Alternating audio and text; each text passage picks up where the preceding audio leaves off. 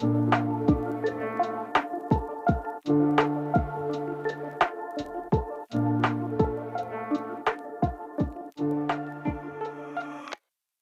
un lieu qui, en ces périodes de canicule, ne désemplit pas. Un endroit où l'on vient pour se relaxer, faire du sport, couper du quotidien, s'amuser.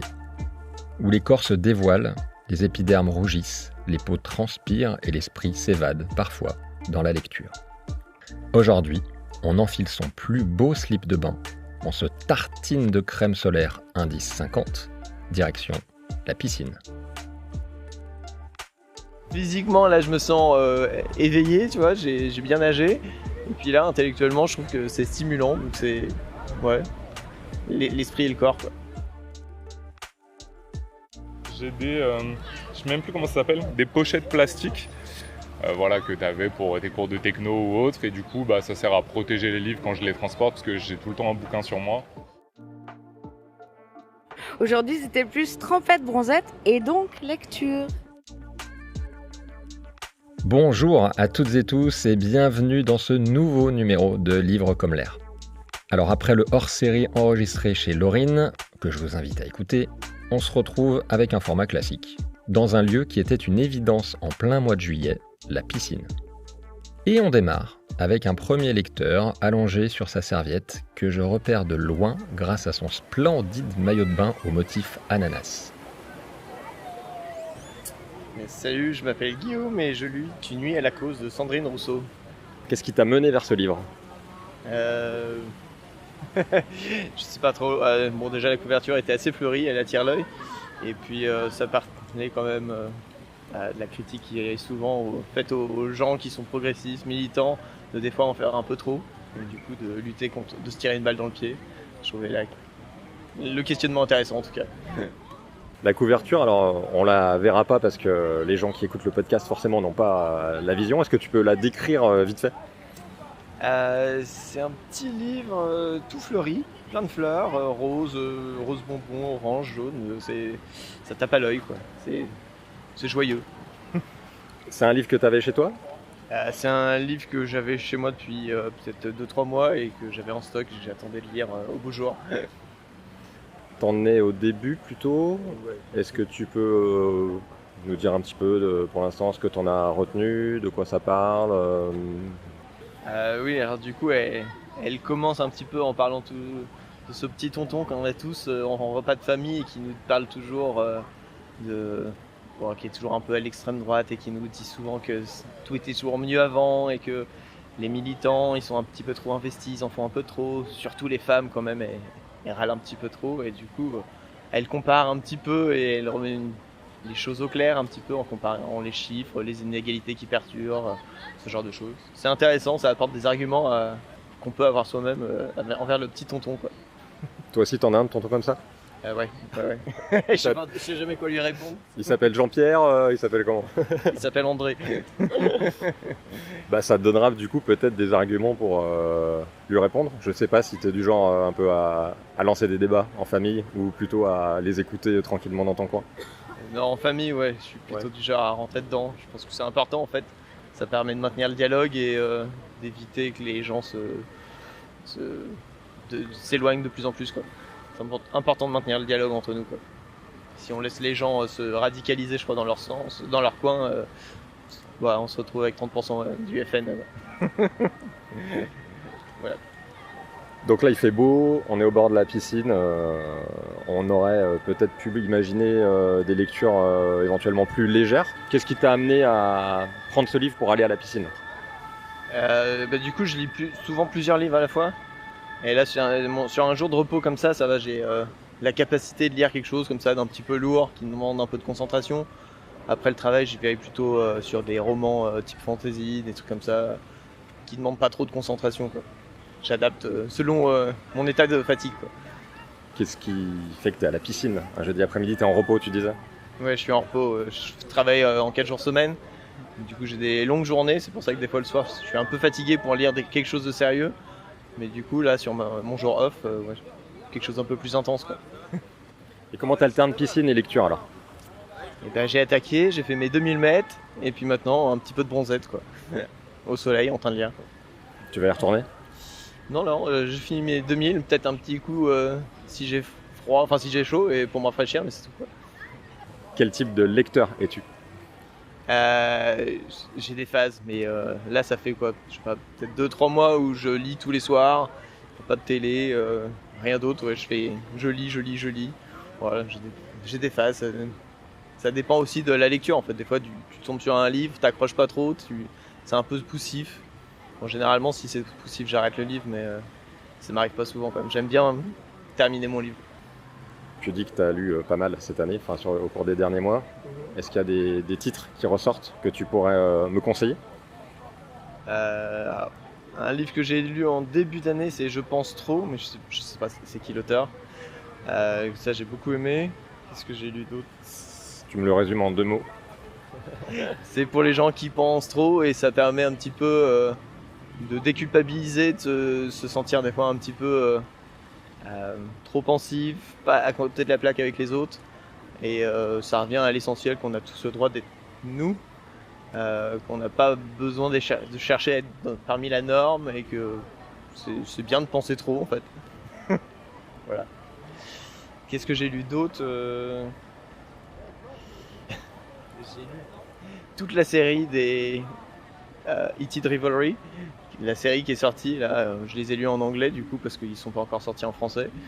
Bon, c'était voilà, ça je vais pas trop m'étaler dessus, mais ouais, c'est une série à roman sur 2 joueurs de hockey gay.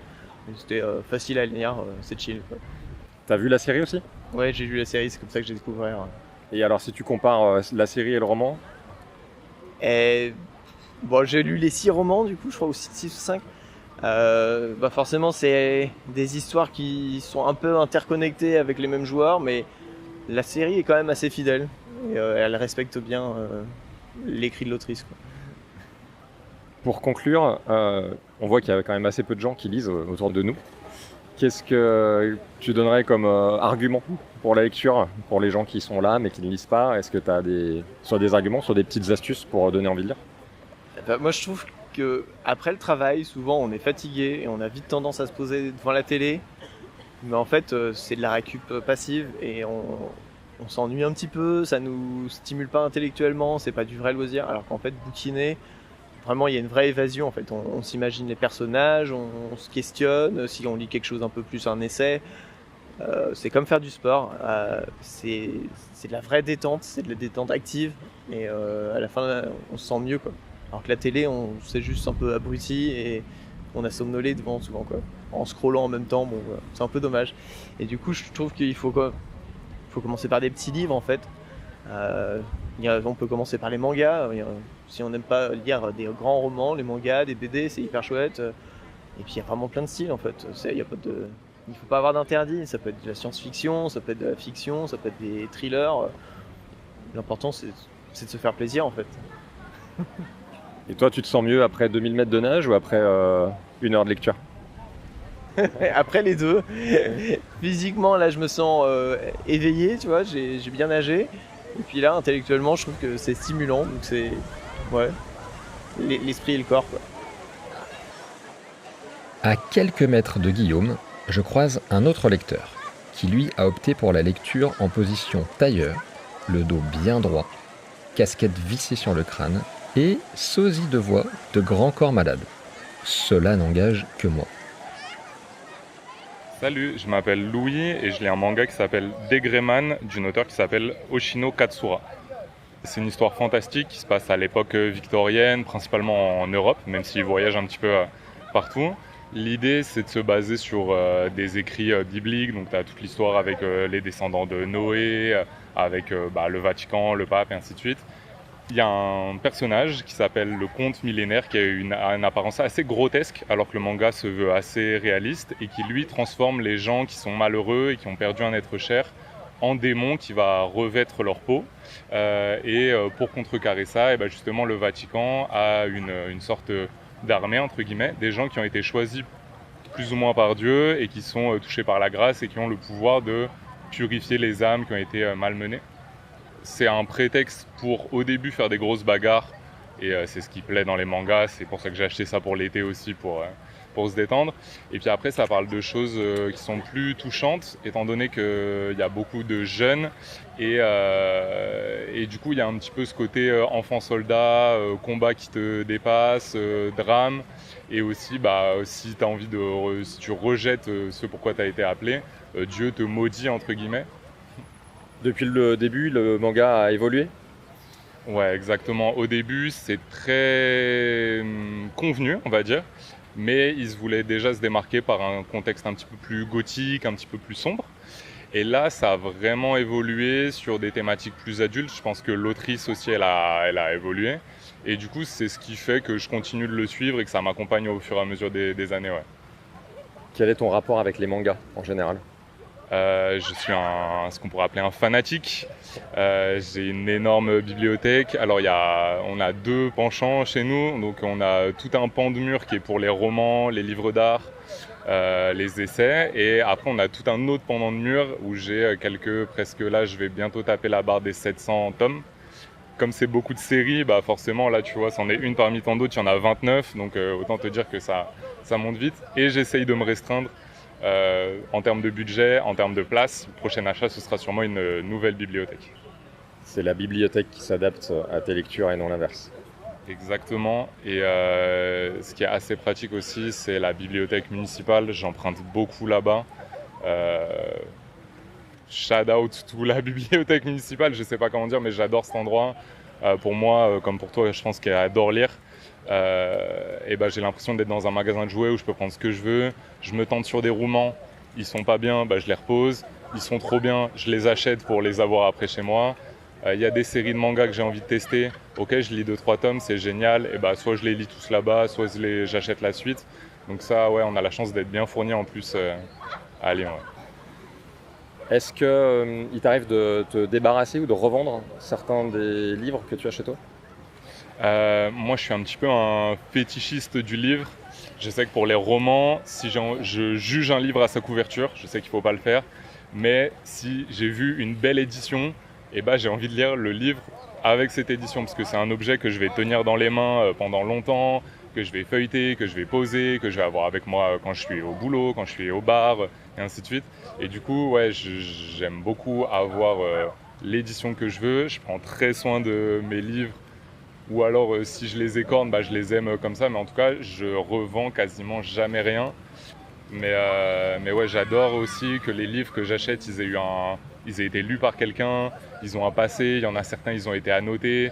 Il y en a, il reste le ticket de caisse. Donc tu vois que le mec ou la fille d'ailleurs l'a acheté en 2004. Et donc ouais, ils ont un livre. Ils ont un passé. Et j'adore acheter d'occasion. Et aussi, comme c'est moins cher, t'as plus l'envie de te tenter sur des trucs, d'aller feuilleter. Tu es en mode, typiquement sur les mangas, c'est plus facile d'ouvrir, de regarder si les dessins, si le découpage, il te plaît un petit peu, et te tenter sur des séries au pif parce que le tome est à 3-4 balles. Et donc, ouais, ça, c'est un vrai plaisir d'aller chiner aussi. Tu me dis que tu es fétichiste, je suis un peu surpris que tu viennes lire à la piscine. Il y a les éclaboussures, il y a la crème solaire. Comment tu te débrouilles pour prendre soin malgré tout de l'ouvrage que tu as dans les mains? Alors celui-ci en plus, c'est mon manga préféré, donc le tome vient de sortir aujourd'hui, je suis allé l'acheter spécialement pour le lire à la piscine, ce qui fait beau. C'est pas le meilleur manga que j'ai lu, mais c'est mon préféré, donc j'y prends particulièrement soin. Et dans ma petite besace, j'ai je sais même plus comment ça s'appelle, des pochettes plastiques que tu avais pour tes cours de techno ou autre. Et du coup, ça sert à protéger les livres quand je les transporte, parce que j'ai tout le temps un bouquin sur moi. Je fais pas mal de trucs de mes mains et je me suis cousu plusieurs même sacoches qui tiennent parfaitement un livre pour que je puisse avoir un livre partout avec moi, partout où je me déplace. Limite un besoin pas vital, mais ouais, ça m'aurait embêté sinon. Il y a quoi dans ta pochette là? J'ai vu qu'il y avait des livres. Il y a d'autres mangas. En fait, j'ai fait une razzia. J'habite pas à côté et du coup là je suis allé faire un tour un petit peu de toutes mes séries en cours. Là tu vois pour celle-ci, si on voit sur le côté, là c'est carrément le tome 43. Donc c'est sûr que ça va un petit peu plus loin. Ça s'appelle Berserk, c'est un classique, je pense que tout le monde en a entendu au moins parler de loin. Et un autre manga que j'ai, c'est Chainsaw Man, qui est un petit peu un renouveau ces dernières années parce qu'ils s'inspirent beaucoup du cinéma. Et donc autant dans les personnages, dans l'écriture, dans le scénario, il y a plein de références que dans la mise en scène et le découpage où tu t'y retrouves beaucoup. Et là, dernièrement, ils ont sorti un long métrage qui adapte un des arcs du manga. Donc la boucle est bouclée parce que justement l'adaptation est aussi très inspirée du cinéma. Donc là, on peut boucler comme ça pendant un brave moment. Ouais. En dehors des mangas, qu'est-ce que tu lis ? Donc, juste avant, on discutait avec toi, Alex. Je te disais que j'avais posé mon roman à la maison pour faire de la place là, pour les mangas. Le roman que je lis en ce moment, c'est un de mes auteurs préférés qui est également japonais, qui s'appelle Ryu Murakami. Ça doit être le 4e roman de lui que je lis et c'est son plus connu, mais c'est celui que j'aime le moins. Pour l'instant, je n'ai pas fini, il me reste une centaine de pages. Ça s'appelle Les bébés de la consigne automatique.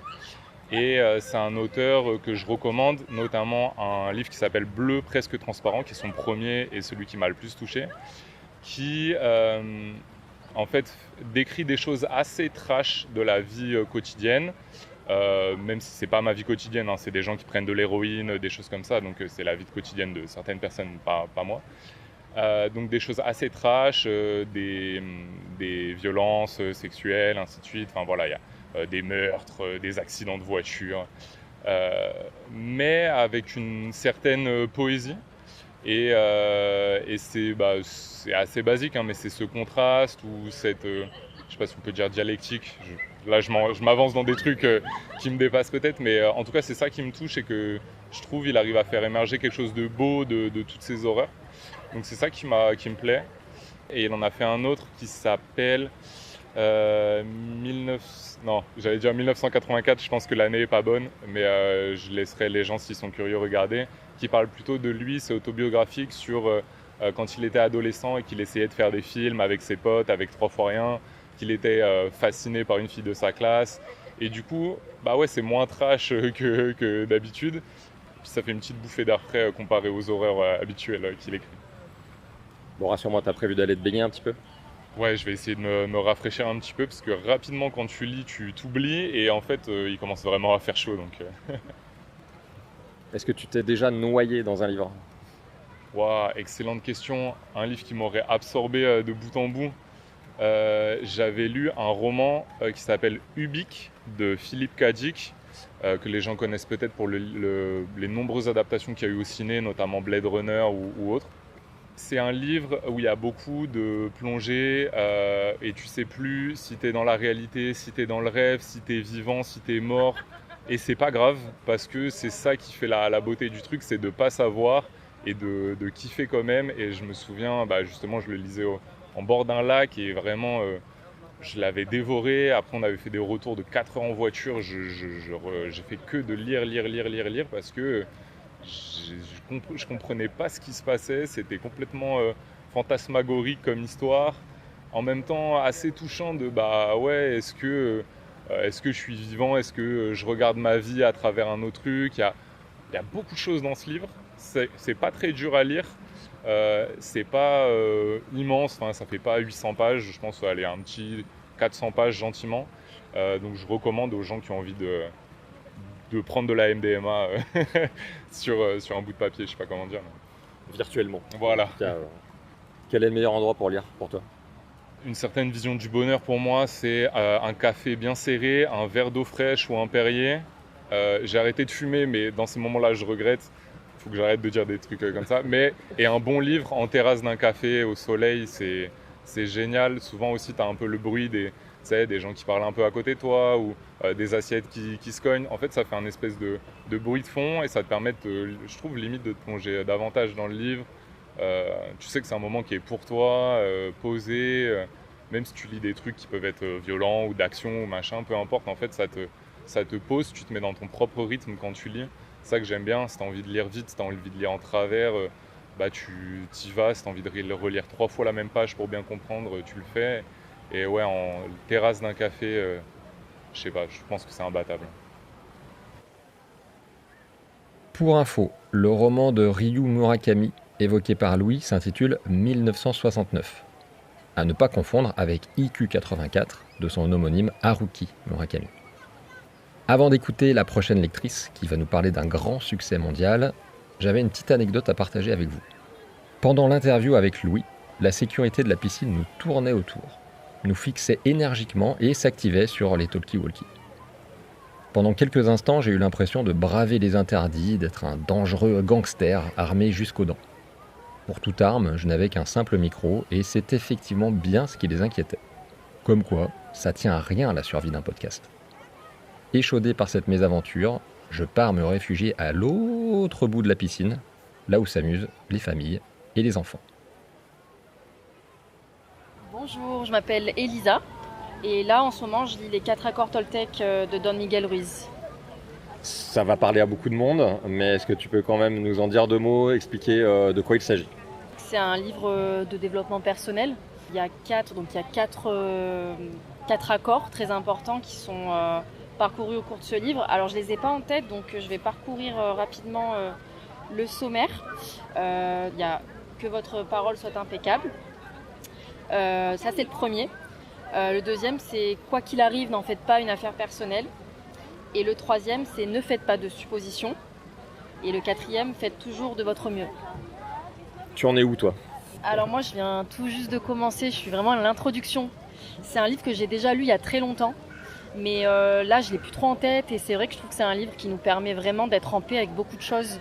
Et j'aime bien le relire des fois, je trouve que c'est un classique que tout le monde devrait lire. Qu'est-ce qui t'a amené à le relire à ce moment présent? Je dirais que on est tous des êtres sociaux et on a tous ce besoin d'aller vers les autres, ce besoin d'avoir une relation assez sereine avec soi, mais que parfois il peut y avoir des interrogations, des incertitudes.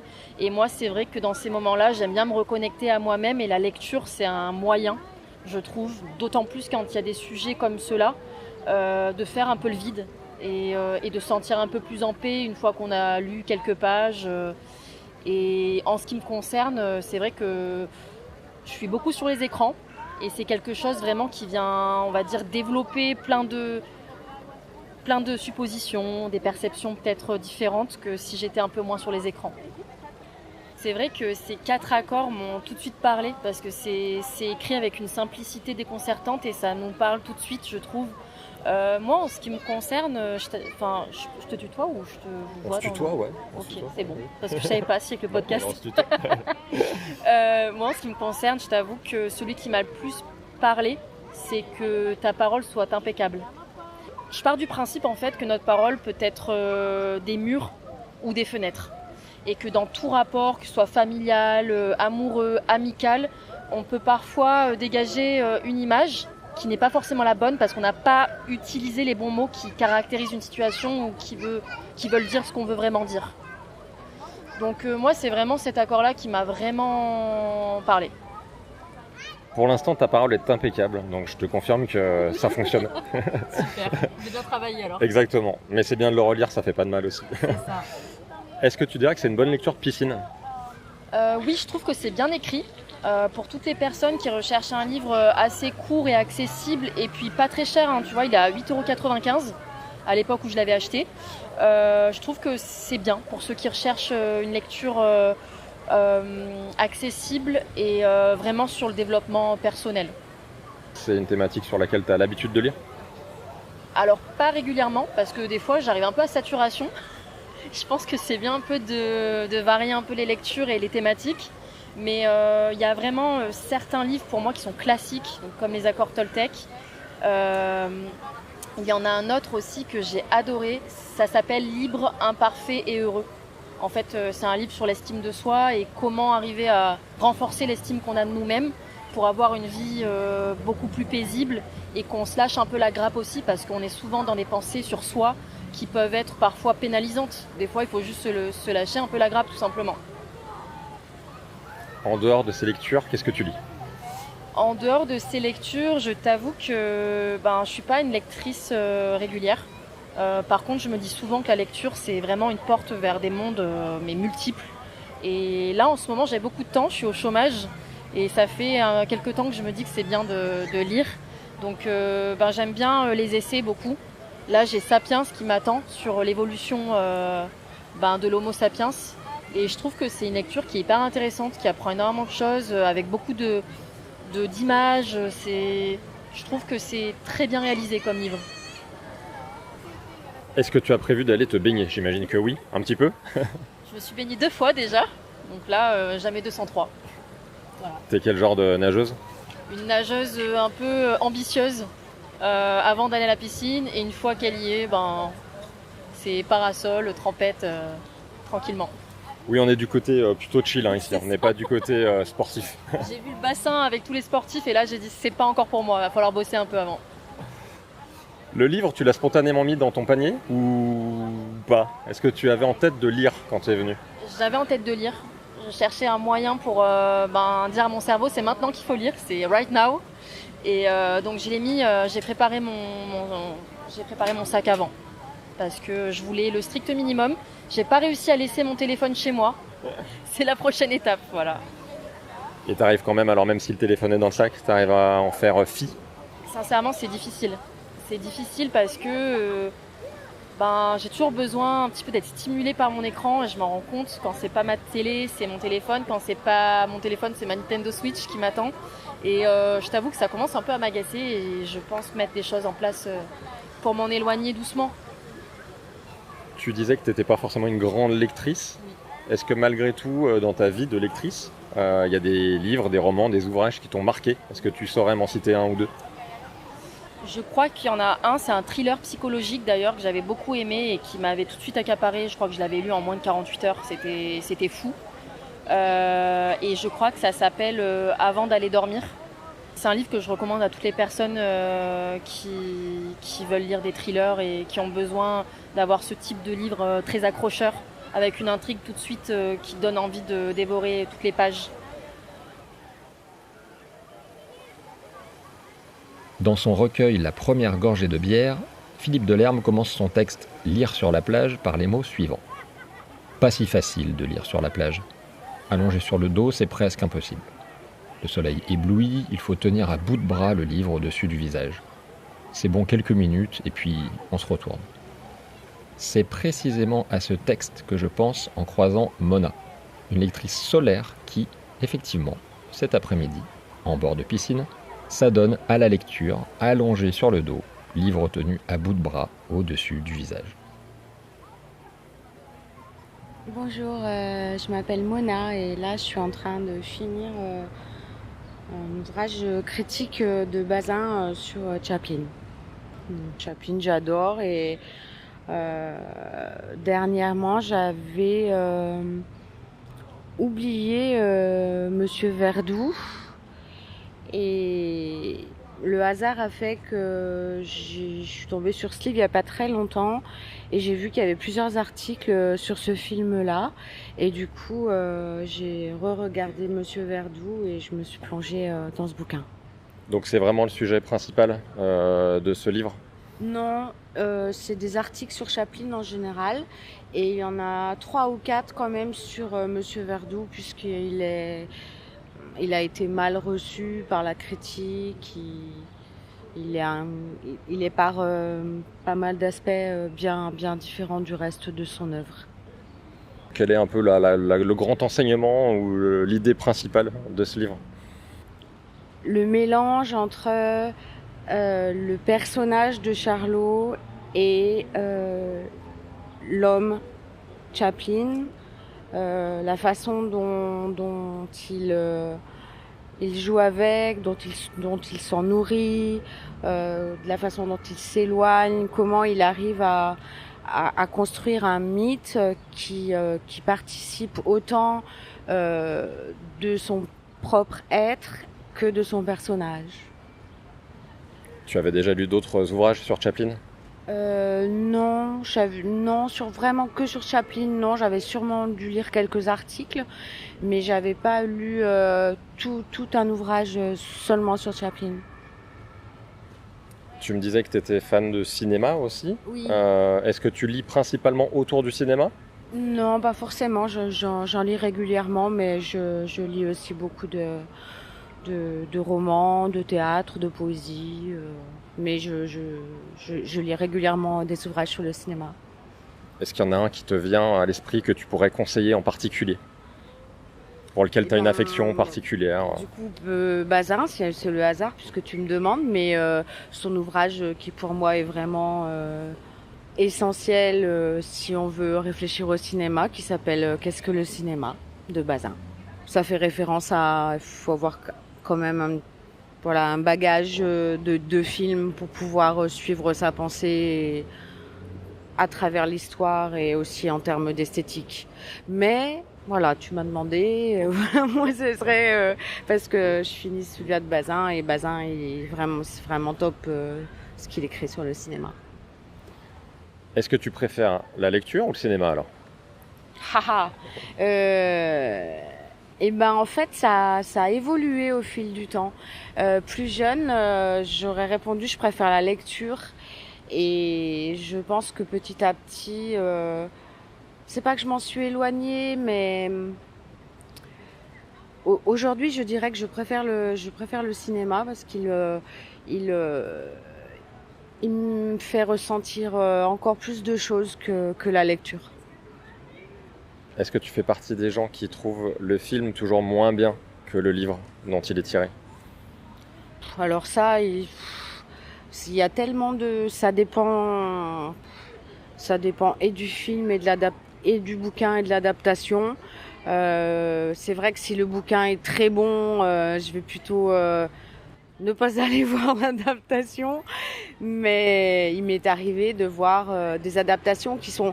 ça sera jamais comme un bouquin de toute façon, mais enfin ça pourra pas non plus... Dans le livre, on fait ses propres images. Du coup, une fois qu'on a lu un livre qu'on a adoré et qu'on l'a mis en image, quand on va voir l'adaptation, on peut être déçu, on peut être en colère, on peut dire bah non, c'est pas ça, mais bon, c'est une lecture. Mais parfois, les adaptations sont très belles. Je pense à un film notamment récent de l'adaptation de Balzac, Les Illusions perdues par Giannoli. Pour moi, c'est une super adaptation de Balzac. Comment partages-tu ton temps entre lecture et cinéma? Ben,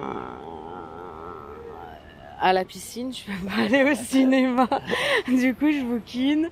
Et sinon, soirée, ça sera plutôt cinéma. Et pendant le week-end, il y aura sûrement une phase repos tranquille où ça sera lecture. À part à la piscine, tu lis où généralement? Je lis sur mon canapé. Je lis dans les transports en commun. Dans la nature, j'aime bien. Donc, si je suis pas à la piscine, mais voilà, à la montagne, enfin, en balade, ça me dit bien de me poser quelque part et pour lire. Ici, c'est bien. Presque au fond, là, il y a très très peu de bruit. Du coup, on n'est pas du tout dérangé. Qu'est-ce que ça change de lire à la piscine? Est-ce que tu lis différemment que lorsque tu es chez toi, par exemple? Oui, forcément. Enfin, dans l'absolu, je peux que répondre oui, parce que déjà au soleil, physiquement, c'est pas du tout le même ressenti. Il y a quand même un petit peu de bruit, il y a l'air. Aujourd'hui, il y avait beaucoup de vent et du coup, physiquement, c'est pas pareil. Quand je suis chez moi, il n'y avait rien à voir de sensations physiques, ni de sollicitation, de bruit, de parfum. Donc oui, c'est pas la même lecture. On pourrait peut-être se dire qu'elle est moins concentrée, mais en fait, c'est pas vrai. C'est vraiment tout le pouvoir du lecteur de rentrer dans ce qu'il lit et de faire abstraction de ce qu'il y a autour. Moi, je peux lire aussi dans un café, même s'il y a du bruit. Si je suis emportée par ma lecture, ça m'est bien égal. Et tu as prévu d'aller te baigner un petit peu quand même, ou pas? Je me suis déjà baignée et je n'y retournerai pas parce que je t'avoue que j'allais finir ça, il me reste les 4-5 pages, et rentrer, mais surtout parce que j'ai un peu trop forcé au sport avant-hier et je peux plus bouger les cuisses vraiment. Donc aujourd'hui c'était plus trempette, bronzette et donc lecture. Trempette bronzette, on aime bien le concept. Si tu devais passer l'après-midi à la piscine, avec un auteur ou une autrice, tu choisirais qui? Ouais, plein de possibilités, hein. Ouais, je me disais que quand j'aurais fini ça, j'allais prendre, qui est quand même court, mais danse, hein, faut quand même se concentrer. J'allais entamer un bouquin que j'ai acheté déjà il y a pas mal de temps, que j'ai pas commencé. Alors pour le coup, un gros pavé de Tristan Garcia qui s'appelle. Alors il est en 2 tomes et chaque fois il y a un sous-titre. Histoire de la souffrance. Le tome 1, je sais plus comment il s'appelle, et donc voilà, il est probable que je commence ça, parce que tout ce que j'ai lu de Tristan Garcia m'a beaucoup plu et m'a un peu scotché, donc je vais voir ce que c'est celui-là. Donc c'est avec Tristan Garcia que tu passeras tes prochaines après-midi à la piscine. C'est probable. Mais bon, il est gros le bouquin, alors je sais pas trop si je vais le trimballer. Non, c'est probable. Mais sinon, j'en ai plein d'autres. Tous les lecteurs ont plein de livres chez eux qu'ils n'ont jamais lus parce qu'ils tombent dessus et ils se disent « Oh, mais celui-là, je vais le lire un jour ». Donc moi, j'en ai des centaines et des centaines. Et donc, je peux piocher ailleurs aussi, même si j'ai lu la plupart. Et comment tu choisis alors? Eh ben, assez simplement, je pense comme beaucoup d'autres lecteurs, une fois que j'ai goûté à un auteur que j'aime beaucoup, et ben je vais lire les autres souvent, peut-être pas de façon exhaustive, mais quand même j'en lis beaucoup. Et puis sinon, ça peut être un conseil d'amis, de famille. C'est rarement le lancer de dés, quoi. Je vais pas dans une librairie, je prends quelques bouquins, je lis 2-3 lignes, la 4e couverture, non, en général, non. Peut-être parce que quand on arrive à un certain âge et qu'on a lu beaucoup, il y a un peu des filiations, on entend aussi ce qui est sorti, à quoi ça ressemble, à qui ça s'apparente. Donc du coup, les choix sont un peu orientés. C'est jamais le hasard. Est-ce que vous connaissez le théorème de McFadden? C'est très simple. C'est un théorème qui explique qu'il est scientifiquement impossible de passer un après-midi à la piscine sans échapper à une invasion de Freda McFadden. On conclut donc bien évidemment avec une lectrice de La femme de ménage. Je m'appelle Jeanne et je lis La femme de ménage voit tout de Freda McFadden. Alors c'est le combien? C'est le 5e, 6e, 7e, 12e de La femme de ménage? On en est où là? Moi c'est le 4e que je lis, mais je crois que je suis passée par la psy avant de lire le 3e, un peu de la saga classique. Quel est le pitch? De quoi ça parle? Comment ça s'inscrit dans la saga femme de ménage? Alors là, je suis au début du livre, mais on suit l'évolution du personnage depuis qu'on l'a découvert dans le premier livre. Et au vu du tout début de l'histoire, je pense que ce sera les mêmes fins que d'habitude, par contre, un peu dramatique. Voilà. Donc tu t'attends pas spécialement à une grosse surprise ou à de la nouveauté, de la pure révélation, tu es plus dans ton confort, si je comprends bien. Oui, c'est un peu ça, mais quand même hâte de savoir comment on arrive à cette fin dramatique. Est-ce que tu es lectrice en dehors de ça, ou est-ce que tu lis principalement les grandes sagas comme celle-ci? Non, je lis par période. Je suis pas du tout régulière et j'ai pas vraiment de style de lecture précis. La seule chose, je dirais que j'aime pas la fiction, mais sinon, non, j'ai pas de genre particulier. Alors c'est de la fiction là? On n'est pas dans de la fiction? Je sais pas, enfin, preuve que je suis pas très bonne lectrice. Non, mais fiction, les choses un peu dans l'imaginaire, disons que ça, on pourrait s'identifier à une vie plus réelle, quoi. Ah, dans le genre science-fiction, tu voulais dire en tout cas, fantastique, voilà. D'accord. Fantastique, science-fiction, d'accord. Exactement. Parce que je savais pas, sinon j'étais très surpris si tu m'avais dit que c'était un documentaire ou une biographie, hein, La femme de ménage. Plutôt science-fiction, oui, pardon. Et qu'est-ce qui te plaît alors dans cette série? Qu'est-ce que tu viens y chercher? Qu'est-ce que tu y trouves? Bonne question. Je dirais que le personnage principal est attachant malgré tout.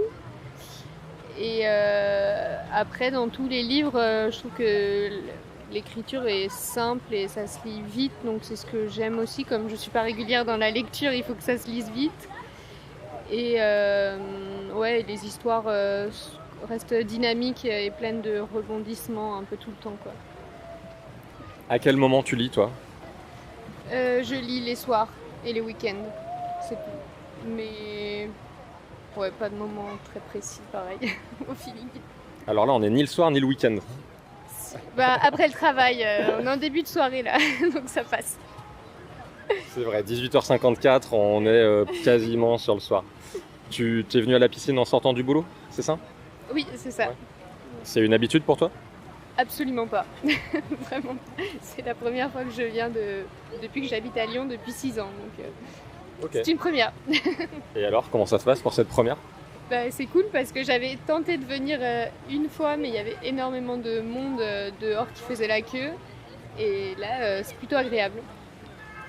T'es venu dans quelle optique? Plutôt pour nager des kilomètres? Plutôt pour te détendre? Qu'est-ce que tu avais en tête au moment de te dire je vais aller à la piscine? Bah, c'est juste que je nage de temps en temps avec une copine et donc j'ai d'abord nagé 45 minutes avant de me mettre derrière mon livre. Entre la sensation que procure la nage et la sensation que procure la lecture, est-ce que tu trouves des points communs, des similitudes? Pas plus que ça, parce que là je suis plutôt venue nager pour faire un effort physique, plus que pour me détendre. Et la lecture, c'est plus pour me détendre et penser à rien d'autre que ce que je suis en train de faire, quoi. Est-ce que tu te souviens du livre que tu avais lu avant celui-là? Oui, je ne l'ai pas terminé. C'est le premier tome des 7 sœurs. Et je ne l'ai pas terminé parce que, je sais pas, j'arrive pas à rentrer dans l'histoire. Je trouve que c'est long. Et voilà. T'as l'habitude, toi, de pas terminer tes livres quand tu accroches pas? Oui, plutôt. Donc j'en reviens à La femme de ménage, hein, encore une fois. Personnellement, j'ai jamais lu cette saga. Comment tu recommanderais ce livre à quelqu'un qui ne l'a jamais lu? Quand je dis ce livre, c'est cette série, hein, bien sûr. Bah, je dirais que c'est pour quelqu'un qui ne lit pas souvent, c'est bien adapté parce que c'est une écriture simple, les chapitres sont courts, l'histoire est dynamique et comme je le disais avant, il y a des rebondissements un peu tout au long de l'histoire.